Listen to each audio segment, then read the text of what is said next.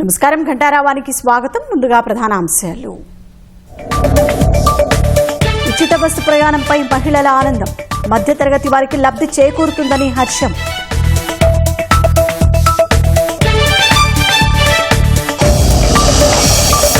ఉచిత bus టికెట్తో selfie దిగి tag చేయండన్న Lokesh. మహిళా సాధికారతను ప్రపంచానికి చాటుదామని పిలుపు.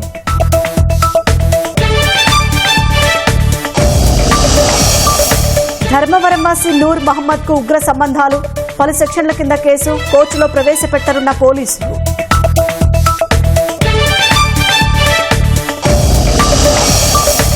తూర్పు మధ్య బంగాళాఖాతంలో కొనసాగుతున్న ద్రోణి. రానున్న 24 గంటల్లో కోస్తాలో పలుచోట్ల భారీ వర్షాలకు ఛాన్స్.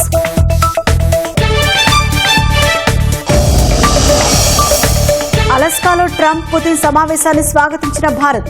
శాంతి సాధనలో ఇరువురి నాయకత్వం ప్రశంసనీయమని వెల్లడి.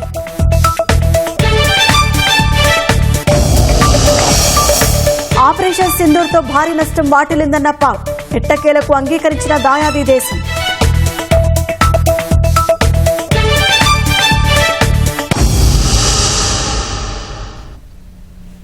ఉచిత బస్సు ప్రయాణంతో కుటుంబాలకు ఆర్థిక భరోసా లభిస్తోందని మహిళలు హర్షం వ్యక్తం చేస్తున్నారు. ఉచిత బస్సు ప్రయాణం తమకు ఎంతో ఉపయోగపడుతుందని చెబుతున్నారు. ఉద్యోగాలు చేసే మహిళలు, విద్యార్థులతో పాటు అత్యవసర ప్రయాణాలకు ఈ పథకం ఎంతో సౌకర్యంగా ఉందని మహిళలు సంతోషం వ్యక్తం చేస్తున్నారు. స్త్రీశక్తి పథకం కింద ఆర్టీసీ బస్సుల్లో గుర్తింపు కార్డు చూపిస్తే మహిళలకు 0 ఫేర్ టికెట్లు ఇస్తున్నారు. కూటమి ప్రభుత్వం కల్పించిన ఉచిత ప్రయాణాన్ని రాష్ట్ర వ్యాప్తంగా మహిళలు సద్వినియోగం చేసుకుంటున్నారు. ఉదయం నుంచి కడప జిల్లా వ్యాప్తంగా పల్లె వెలుగు, అల్ట్రా పల్లె వెలుగు ఎక్స్ప్రెస్ బస్సులో మహిళలు ఉచితంగా ప్రయాణిస్తున్నారు. కడప జిల్లాలోని 462 ఉచిత బస్సులో ఈ పథకం అమలవుతోంది. కడప నుంచి పులివెందుల, తిరుపతి, అనంతపురం, కర్నూలు, నెల్లూరు వరకు ఉచితంగా ప్రయాణం సాగిస్తున్నారు. ఉచిత బస్సు ప్రయాణం వల్ల డబ్బు ఎంతో ఆదా అవుతుందని మహిళలు సంతోషం వ్యక్తం చేశారు. ఈ పథకాన్ని ప్రవేశపెట్టిన ముఖ్యమంత్రి చంద్రబాబుకు ధన్యవాదాలు తెలుపుతున్నారు. జిల్లా తలుపుల మండలము. నాకు అక్కడి నుంచి ఇక్కడికి రావడానికి 200 రూపాయలు ఖర్చు అయ్యేది. రానేకి పోనేకి మొత్తం 300 రూపాయలు అయ్యేది. ఈ 300 రూపాయలు నాకు ఒకందుకు మిగిలినట్లే కాబట్టి నాకైతే చాలా సంతోషంగా ఉంది సార్. ఈ పథకం, ఈ ప్రోగ్రామ్ చాలా సంతోషంగా ఉంది సార్. క్లియర్గా రాను సార్. మా అమ్మాయి ఇక్కడ రాజంపేట అవతలు ఉంటారు. ఆ పాప కోసం ఎప్పుడన్నా ఇంతకుముందు అయితే సంవత్సరానికి కొన్నాడు కూడా రాలేను, ఖర్చులకు భయపడేసి. ఇప్పుడు ఖర్చులు తగ్గినాయి కాబట్టి నెలకు ఒకసారి అయినా లేదా 20 రోజులకు ఒకసారి అయినా కానీ వచ్చి పాపను చూసుకొని పోతాను. అవును సార్, ఫ్రీగా ఉంది కాబట్టి మాకు వీలైన టైం ఎప్పుడైనా కానీ బిడ్డను చూడబుద్ధి అవుతుంది అంటే రావచ్చు, చూసుకొని పోవచ్చు. తల్లిదండ్రులను చూడబుద్ధి అవుతుందన్నా రావచ్చు, చూసుకొని పోవచ్చు. మా పిల్లల దగ్గరికైనా, అమ్మ నాన్న దగ్గరికైనా, లేదా ఒక గుడి దేవుని దగ్గరికైనా హ్యాపీగా పోయి రావచ్చు సార్. ఈ రోజు అయితే కేవలం బస్సు ఛార్జీలే 300, 600 మిగిలినట్లు సార్. నాకు నా బిడ్డకి ఇద్దరికి కలిపితే 600 రూపాయలు మిగిలినట్లే సార్. ప్రభుత్వం తమ కుటుంబాలకు ఆర్థిక భరోసా కల్పించిందని విశాఖలో మహిళలు సంతోషం వ్యక్తం చేస్తున్నారు. నెలవారీ ఖర్చులు ఆదా అవుతాయని మహిళలు చెబుతున్నారు. టౌన్ నుంచి మధురవాడ వెళ్ళాలండి. ఒక 50 రూపాయలు అవుతుంది సార్, 50-60 అవుతుంది. ఇప్పుడైతే గవర్నమెంట్ ఫ్రీ ఇచ్చారు కాబట్టి హ్యాపీ సార్. రామటాకి రోజు వంటకు వస్తాం, 6 వెళ్తున్నాము. చాలా హ్యాపీగా ఉంది. రోజుకి 50 రూపాయలు మిగులుతుంది. చాలా సంతోషంగా ఉంది. నేను మధురవాడ వెళ్తున్నానండి. 0 టికెట్ ఇచ్చారండి. ఫ్రీ అండి, 20 రూపాయలండి. 6 వెళ్తాను అండి. ఫ్రీ తీసుకున్నానండి. ఇదిగోండి ఫ్రీ ఫ్రీ ఫ్రీ. నేను బుల్లా కాలేజ్ నుంచి 6 వెళ్తున్నానండి. మేము బస్ పాస్ అయితే నెలకి 460 రూపాయలు అయ్యేది. ఇప్పుడు ఫ్రీ కాబట్టి చాలా థ్యాంక్స్. తీసుకున్నాం. 25 ఇవ్వలేదు, ఫ్రీ. యూజువల్లీ మాకు 40 to 100 రూపీస్ అలా ఛార్జ్ అవుతుంది, ఇంక్లూడింగ్ బస్సు, ఆటో అవన్నీ. సో ఇది మాకు యూస్ఫుల్ గానే ఉంది. ఆధార్ కార్డ్ ఒకటి క్యారీ చేస్తే సో మంచిగానే ఉంది. జనరల్ గా అయితే ఒక 40 రూపీస్ అవుతుంది. బట్ ఇప్పుడు ఈ ఆధార్ కార్డ్ ఫెసిలిటీ వల్ల ఇట్స్ యూస్ఫుల్, కొంచెం బాగానే ఉంది. ఇలాంటి నేను గాజువాక నుంచి బయలుదేరండి, హనుమంతవాక వరకునండి. చాలా హ్యాపీగా ఉంది. మేము కాంప్లెక్స్ నుంచి ఇక్కడికి 6 వెళ్తున్నాం అండి. 20 రూపీస్ ఛార్జెస్ అయితే ఫ్రీ. ఈరోజు మేము ఇప్పుడే మద్దిలపాలెం ఎక్కాం, ఫ్రీగానే ఇచ్చారు టికెట్. 6 పూర్ణ మార్కెట్ నుంచి వస్తున్నాం. కొట్టారు. ఎంతమ్మా? 25 ఇవ్వలేదు, వాళ్ళే టికెట్ ఇచ్చారు. పేద మధ్యతరగతి ప్రజలకు ఉచిత బస్సు ప్రయాణం ఎంతో లబ్ధి కలిగిస్తోందని ఏలూరులో మహిళలు అంటున్నారు. ఉద్యోగాలు చేసే మహిళలు, విద్యార్థులకు ఈ పథకం ఎంతగానో ఉపయోగపడుతుందంటున్నారు. నుంచి ఏలూరు వెళ్తున్నానండి. ఇక్కడికి వచ్చాను. ఫ్రీగా మంచిగా ఉన్నది, చాలా హ్యాపీగా ఉన్నది. ఫ్రీగా పెట్టారు, టికెట్ ఇచ్చారు. నుండి ఏలూరు వెళ్తున్నాం. బాగానే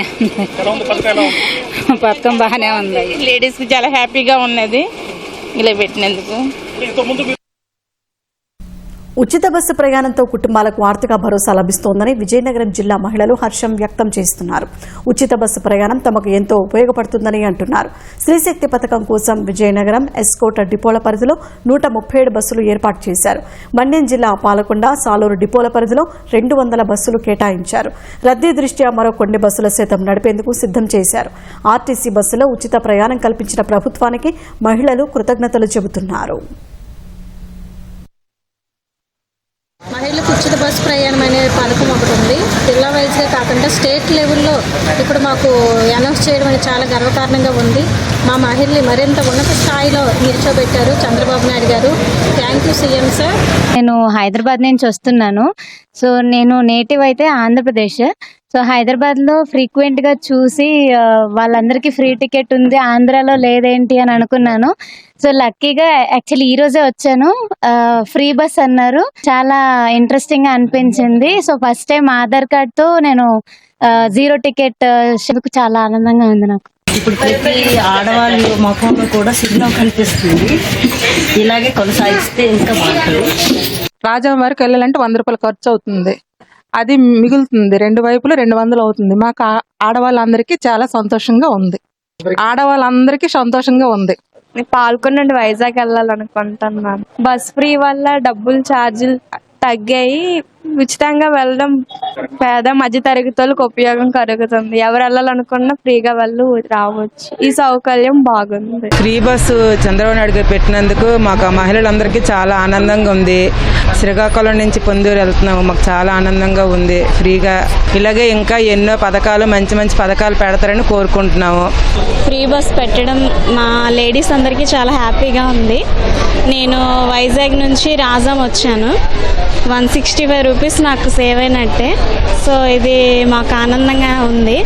thank you sir, thank you for giving this.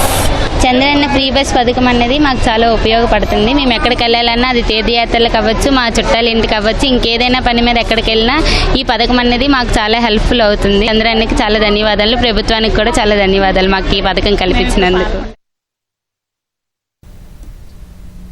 రాష్ట్రంలో మహిళా సాధికారత ఎలా ఉందో ప్రపంచానికి చాటుదామని మంత్రి లోకేష్ పిలుపునిచ్చారు. ఉచిత బస్సు టికెట్తో సెల్ఫీ దిగి #ఫ్రీ బస్ టికెట్ సెల్ఫీకి ట్యాగ్ చేయాలని మహిళలను కోరారు. సురక్షితం, గౌరవంతో కూడిన ఉచిత బస్సు ప్రయాణాన్ని ప్రభుత్వం ప్రతి మహిళకు కల్పిస్తోందని లోకేష్ చెప్పారు. మహిళలకు కల్పిస్తున్న ఉచిత బస్సు టికెట్ స్వేచ్ఛ, గౌరవంతో కూడిందని, ఇది స్వాతంత్ర్యం, సమానత్వంతో కల్పించిన అవకాశమని అన్నారు. ఉచిత బస్సు ప్రయాణ పథకంతో మహిళలకు సాధికారత కల్పించడం పట్ల గర్వంగా ఉందని లోకేష్ అన్నారు.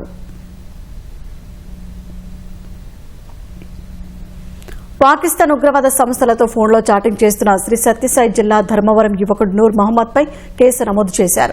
కాసేపట్లో ధర్మవరం కోర్టులో అతడిని హాజరుపరచనున్నారు. ఉదయం అతడిని పోలీసులు అదుపులోకి తీసుకున్నారు. స్థానికుల సమాచారంతో కొద్ది రోజులుగా నిఘా పెట్టిన ధర్మవరం పోలీసులు రాత్రి నిందితుడి నూర్ మహమ్మద్ ఇంటి పరిసరాల్లో రెక్కీ నిర్వహించారు. తెల్లవారుజామున డీఎస్పీ నరసింగప్ప ఆధ్వర్యంలో పోలీసుల బృందం లోనికోట కాలనీలోని నూర్ మహమ్మద్ ఇంటికి వెళ్లి సోదాలు చేశారు. నూర్ మహమ్మద్ ధర్మవరం మార్కెట్ సమీపంలోని సల్మాన్ బిర్యానీ సెంటర్లో టీ మాస్టర్గా పనిచేస్తున్నాడు. ఇతను పాకిస్తాన్ ఉగ్రవాద సంస్థల ప్రభావానికి లోనైనట్లు పోలీసుల ప్రాథమిక విచారణలో వెల్లడైంది. నిందితుడు పాకిస్తాన్లోని ఉగ్రవాద సంస్థలతో నిత్యం వాట్సాప్ చాటింగ్ చేస్తున్నట్లుగా, సుమారు 30 వరకు తీవ్రవాద గ్రూపుల్లో సభ్యుడిగా ఉన్నట్లుగా పోలీసులు గుర్తించారు. నిందితుడి ఇంట్లో కొన్ని సిమ్ కార్డులు, ఉగ్రవాదాన్ని ప్రేరేపించే పుస్తకాలు స్వాధీనం చేసుకున్న పోలీసులు వాటిని విశ్లేషిస్తున్నారు. సిమ్ కార్డులు ఎక్కడ కొనుగోలు చేశాడు, ఎలా వినియోగిస్తున్నాడు, ప్రతి సిమ్ కార్డుతో ఎన్ని వాట్సాప్ గ్రూపుల్లో సభ్యుడిగా ఉన్నాడు, ఏ విషయాలపై చాటింగ్ చేశాడనే విషయాలను పరిశీలిస్తున్నారు. ఫోన్ కాల్స్ కు సంబంధించిన సమాచారాన్ని ఆయా సిమ్ నెట్వర్క్ సంస్థల నుంచి తీసుకోవడానికి అధికారికంగా ఆయా సంస్థలకు మెయిల్స్ పెడుతున్నారు. ఉగ్రవాద ప్రేరేపిత లిటరేచర్ ఉర్దూ భాషలో ఉండటంతో ఉర్దూ చదువుకున్న మహిళా కానిస్టేబుల్ను డీఎస్పీ కార్యాలయానికి పిలిపించారు. పుస్తకాల్లో అండర్లైన్ చేసిన ఉర్దూ వ్యాఖ్యలను మహిళా కానిస్టేబుల్ ద్వారా చదివిస్తున్నారు.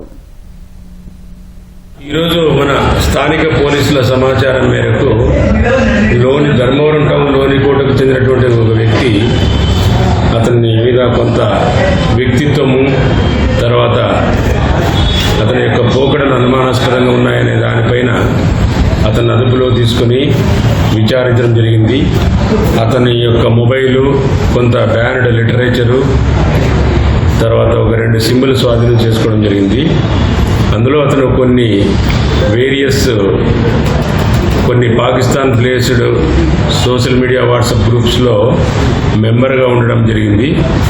అతను ఆ వాట్సాప్ గ్రూప్ ఎవరిది, ఏ ఆలోచనతోటి ఆ వాట్సాప్ గ్రూపులు పెట్టారో, అందులో ఇతను ఎందుకు మెంబర్గా చేరినాడు అన్నటువంటి విషయాన్ని మనం విచారణలో పూర్తి వివరాలు సేకరించవలసి ఉంది. రుతుపవనాల ద్రోణి ప్రభావంతో రానున్న 24 గంటల్లో ఉత్తర దక్షిణ కోస్తాల భారీ వర్షాలు కురిసే అవకాశం ఉన్నట్లు విశాఖ వాతావరణ శాఖ వెల్లడించింది. వర్షాల నేపథ్యంలో ఉత్తరాంధ్రలోని అన్ని పోర్టుల్లో 3వ నెంబర్ ప్రమాద హెచ్చరిక జారీ చేసింది. విశాఖ మన్యం జిల్లాలకు అధికారులు ఆరెంజ్ అలర్ట్ జారీ చేశారు. వర్షాలపై మరింత సమాచారం కోసం విశాఖ వాతావరణ శాఖ అధికారి సుధావళితో మా ప్రతినిధి ముఖాముఖి. రాష్ట్రంపై రుతుపవనాల ప్రభావం బలంగా కనిపిస్తుంది. రుతుపవనాల ద్రోణి ఒకటి కొనసాగుతుంది. ఈ ప్రభావం వల్ల రాగల 24 గంటల్లో కూడా కొన్ని ప్రాంతాల్లో భారీ వర్షాలు పడే అవకాశం ఉంది. ఇప్పటికే విశాఖపట్నం వాతావరణ కేంద్రం ఎల్లో అలర్ట్ని, ఆరెంజ్ అలర్ట్ని కూడా జారీ చేసింది. ప్రస్తుతం మనతోటి విశాఖపట్నం వాతావరణ శాఖ అధికారి సుధావల్లి ఉన్నారు. వారి మాటలో తెలుసుకుందాం. నమస్తే అమ్మ, ఏ ప్రాంతాల్లో ఎల్లో అలర్ట్, ఆరెంజ్ అలర్ట్ జారీ చేస్తాం? ఈ రుతుపవన ద్రోణి లో ప్రెషర్ ఏరియా ఛత్తీస్గఢ్ మీద ఉంది. దాని నుండి విశాఖపట్నం మీదుగా east central bay of Bengal వరకు ఉంది. ఆ ద్రోణి బలంగా ఉండడం వలన మనకి వచ్చి ఈ పార్వతీపురం, మన్యం, విజయనగరం, విశాఖపట్నం జిల్లాలో ఈరోజు భారీ నుండి అతి భారీ వర్షాలు పడే అవకాశం ఉంది. మిగతా చోట్ల ఉత్తర కోస్తాలో వచ్చి ఈ శ్రీకాకుళము, అల్లూరు సీతారామరాజు, కాకినాడ, అనకాపల్లి, ఈస్ట్ గోదావరి, యానం, వెస్ట్ గోదావరి, ఏలూరు, పల్నాడు, ఎన్టీఆర్, ప్రకాశం, నెక్స్ట్ కర్నూలు, నంద్యాల, వీటి కృష్ణా జిల్లా, వీటిలో ఏలూరు, కృష్ణా, వీటి మీద భారీ వర్షాలు పడే అవకాశం ఉంది.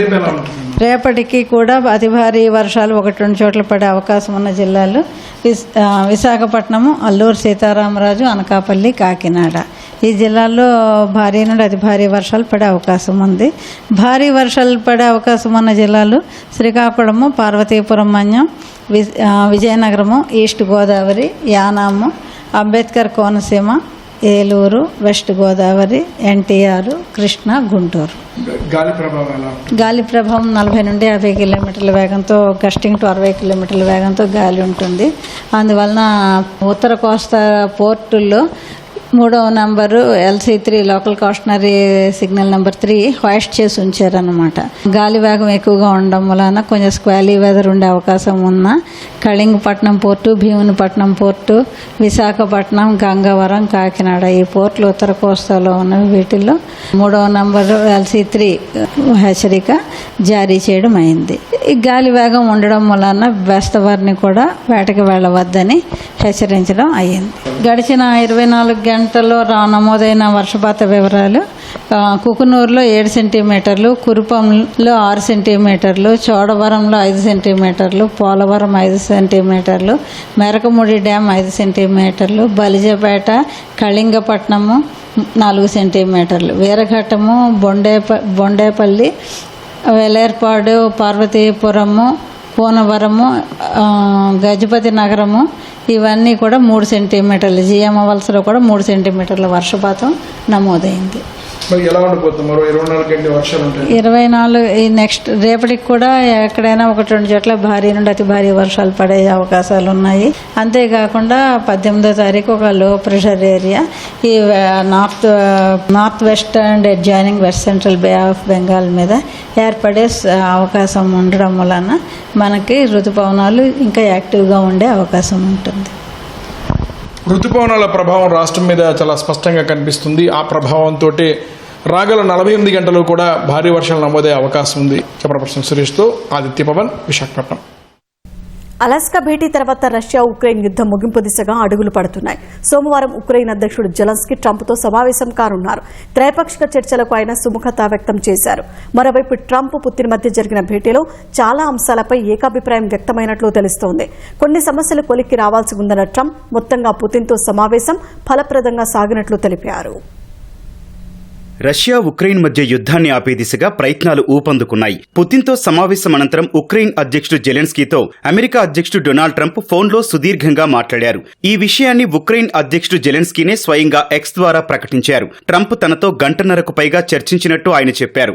ఐరోపా దేశాల నేతలతో మాట్లాడే ముందు ట్రంప్ తనతో మాట్లాడినట్టు తెలిపారు. పుతిన్తో జరిగిన సమావేశం అందులో చర్చించిన అంశాలను ట్రంప్ తెలియజేసినట్లు చెప్పారు. శాంతి ఒప్పందం కోసం జరుగుతోన్న ప్రయత్నాల పట్ల జెలెన్స్కీ సానుకూలంగా స్పందించారు. ఉక్రెయిన్, రష్యా, అమెరికా మధ్య త్రైపాక్షిక సమావేశం నిర్వహించాలన్న ట్రంప్ ప్రతిపాదనకు ఆయన అంగీకరించారు. కీలక అంశాలను ఆ భేటీలో చర్చించేందుకు అవకాశం ఉంటుందని జెలెన్స్కీ చెప్పారు. వాషింగ్టన్ డీసీలో సోమవారం ట్రంప్తో సమావేశం కానున్నట్టు ఆయన తెలిపారు. యుద్ధం ముగింపునకు సంబంధించి అన్ని అంశాలను ట్రంప్తో చర్చించనున్నట్లు జెలెన్స్కీ పేర్కొన్నారు.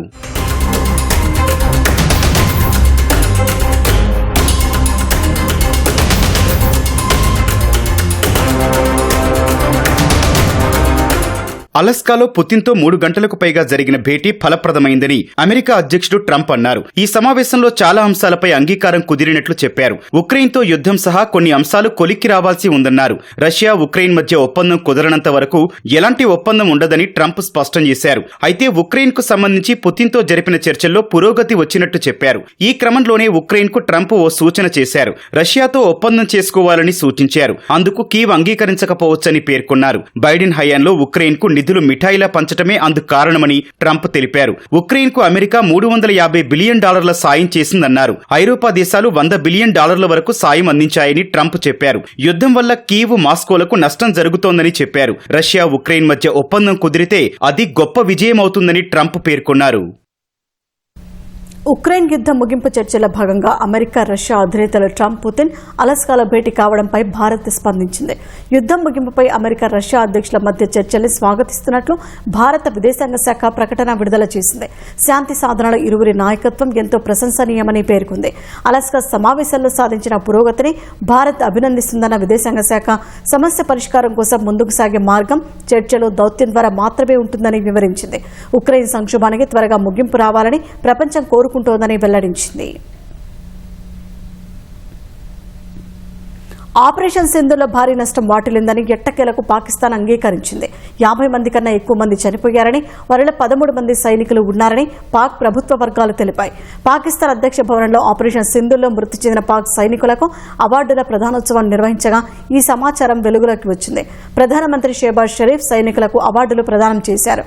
బొళారి ఎయిర్ బేస్ పై భారత క్షిపణి దాడిలో స్క్వాడ్రన్ లీడర్ ఉస్మాన్ యూసఫ్ మరణించినట్లు పాక్ ప్రభుత్వం తెలిపింది. నూర్ ఖాన్, సర్గోదా, జకోబాబాద్, షోర్కోట్లపై చేసిన దాడుల్లో ఓ అమెరికన్ ఆయుధాల టెక్నీషియన్తో పాటు పలువురు గాయపడ్డట్లు వివరించింది. కాగా ఆపరేషన్ సింధూర్లో 100 మందికి పైగా ఉగ్రవాదులు హతమయ్యారని, 50 మందికి పైగా సైనికులను పాక్ కోల్పోయిందని భారత ప్రభుత్వ వర్గాలు ఇప్పటికే తెలిపాయి.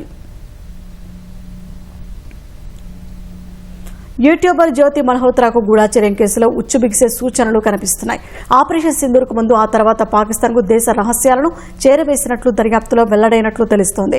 గూఢాచర్యం కేసులో ఆమె పాత్రపై 3 నెలలు దర్యాప్తు చేసిన పోలీసులు 2500 పేజీలతో ఛార్జ్షీట్ దాఖలు చేసినట్లు సమాచారం. దేశ రహస్యాలను పాకిస్తాన్కు జ్యోతి చేరవేసినట్లు దర్యాప్తులో స్పష్టమైన ఆధారాలు లభించినట్లు తెలుస్తోంది.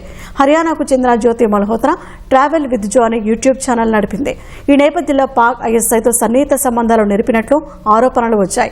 ఆమె 2 సార్లు పాకిస్తాన్కు వెళ్లి వచ్చింది. ఆపరేషన్ సింధూర్ సమయంలోనూ జ్యోతి దేశానికి చెందిన సున్నిత సమాచారం చేరవేశారనే ఆరోపణలపై కేసు నమోదు చేసిన అనంతరం పోలీసులు ఆమెను అరెస్టు చేశారు. ఓట్ల చోరీ అంశంపై కాంగ్రెస్ అగ్రనేత, లోక్సభలో ప్రతిపక్ష నేత రాహుల్ గాంధీ పోరాటం ఉధృతం చేసేందుకు సిద్దమయ్యారు. రేపు బీహార్లో ఓటర్ అధికార యాత్రకు శ్రీకారం చుట్టనున్నారు. ఒక వ్యక్తి ఒక ఓటు నినాదంతో ఈ యాత్ర చేపడుతున్నట్లు కాంగ్రెస్ వర్గాలు వెల్లడించాయి. బీజేపీ డబుల్ ఇంజిన్ సర్కార్లో భాగంగా మారిన ఎన్నికల కమిషన్కు వ్యతిరేకంగా రాహుల్ ఈ యాత్ర చేపడుతున్నట్లు పేర్కొన్నాయి. 16 రోజులు సాగే ఈ యాత్రలో రాహుల్తో పాటు ఆర్జేడీ అగ్రనేత తేజస్వి యాదవ్, మరికొంతమంది నేతలు పాల్గొంటారని కాంగ్రెస్ వర్గాలు తెలిపాయి. ఓటర్ అధికార యాత్ర ససారం పట్టణం నుంచి మొదలై సుమారు 1300 కిలోమీటర్లు సాగి వచ్చే నెల 1న పట్నాలో ముగియనుంది. యాత్ర ముగింపు సందర్భంగా బహిరంగ సభ నిర్వహించనున్నారు. కార్పొరేట్ విద్యాసంస్థలకు దీటుగా నెల్లూరులోని ప్రభుత్వ పాఠశాలలను ఆధునికీకరిస్తామని మంత్రి నారాయణ అన్నారు. నగరంలో పలు ప్రభుత్వ పాఠశాలలను పరిశీలించి విద్యార్థులతో ముచ్చటించారు. కరాటే పోటీలో రాణించిన మల్లెల సంజీవయ్య పాఠశాల విద్యార్థులకు మెడల్స్ అందజేశారు. నెల్లూరులో 55 స్కూల్స్ ఉన్నాయి. వీటిలో 15 హై స్కూల్స్ ఉన్నాయి. ఈ 15 హై స్కూల్స్ ని అప్గ్రేడ్ చేయాలనే ఉద్దేశంతో విఆర్ హై స్కూల్ యాక్చువల్గా టేకప్ చేశాను.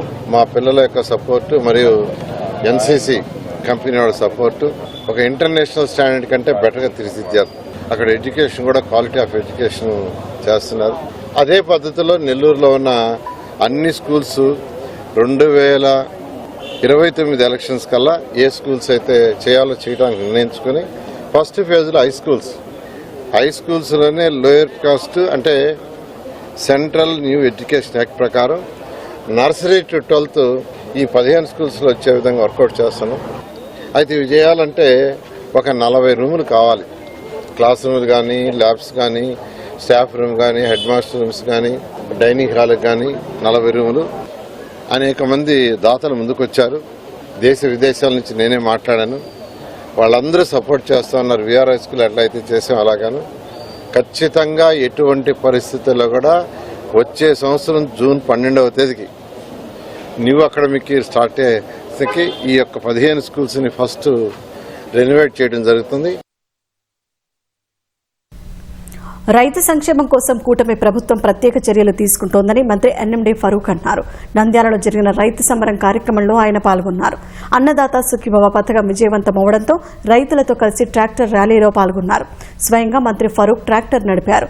నంద్యాల టెక్కే వ్యవసాయ మార్కెట్ యార్డు నుంచి శ్రీనివాసనగర్, సంజీవనగర్ మీదుగా మున్సిపల్ కార్యాలయం వరకు ర్యాలీ కొనసాగింది. కూటమి నేతలు, రైతులు పెద్ద ఎత్తున ర్యాలీలో పాల్గొన్నారు. విజయవాడ కేంద్రంగా సినిమాలకు యానిమేషన్ పేరుతో యుపిక్స్ సంస్థ చేసిన మోసంలో 3 పోలీసులు అరెస్టు చేశారు. నిడుమోలు కిరణ్తో పాటు మిట్టపల్లి రాజేంద్రబాబు, కొత్తూరు వేణుగోపాల్ను అరెస్టు చేశామని విజయవాడ సిపి రాజశేఖర్ బాబు తెలిపారు. హాలీవుడ్ సినిమాలకు యానిమేషన్ పేరిట యుపిక్స్ సంస్థ 344 మంది నుంచే 592 కోట్ల రూపాయలు వసూలు చేసింది. ఇందులో 183 మంది నష్టపోయారని పోలీస్ కమిషనర్ స్పష్టం చేశారు. మొత్తం 201 కోట్లు నష్టం జరిగిందని, లబ్ధి పొందిన వాళ్లు తిరిగి చెల్లించారని, లేకుంటే వీరిని నిందితులుగా పరిగణిస్తామని సిపి రాజశేఖర్ బాబు చెప్పారు. ఈ యూపిక్స్ అనేది దీనికి ఎటువంటి యానిమేషన్ కంపెనీ అనే దానికి చట్ట నిబద్ధత లేదు. లేని దగ్గర ఇన్వెస్ట్ చేయడం అనేది మొట్టమొదటి తప్పు. ఈ 344 మందిని ఎవరు ఏంటి అనేది కూలంకషంగా వాళ్ళ మొబైల్ ఫోన్స్ సీజ్ చేయడం జరిగింది. మొబైల్ ఫోన్స్లో ఉన్న డేటా అంతా తీయడం జరిగింది. మొత్తం మీద 183 మంది మాత్రమే లూజ్ అయ్యారు. ప్రిన్సిపల్ అమౌంట్ 100 కోట్లు లూజ్ అయ్యారు. గెయినర్స్ 136 మంది గెయినర్స్ 124 కోట్లు గెయిన్ అయినారు. ఈ 136 మందికి కూడా నోటీసులు ఇస్తున్నాము. అయ్యా బాబు, ఇక్కడ 2 ఉంటాయి, mistake of fact, mistake of law అని.